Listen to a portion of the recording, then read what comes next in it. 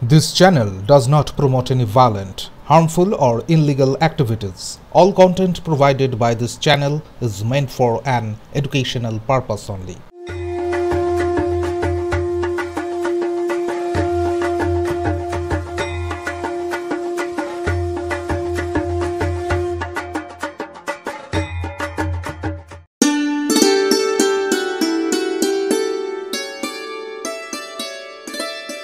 আজ মহাষষ্ঠী উপলক্ষে বোলপুরের নেতা অনুব্রত মণ্ডল মেয়েকে নিয়ে নিজের বাড়ি থেকে সরাসরি গ্রামের বাড়ির হাটসের রান্ডিতে পৌঁছলেন। তিনি গ্রামের বাড়িতে পৌঁছে স্থানীয়দের খোঁজ খবর নেন এবং দুর্গা মায়ের প্রতিমা দর্শন করেন।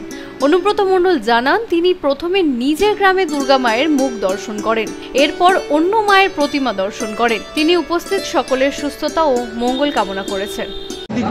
বাড়ির পুজো করতে এসেছি, আমরা তিনজনা মিলে খুব আনন্দ করতে বলছি। একটা কাকা আমার মারা গেছে, বিমান বলে না। আচ্ছা,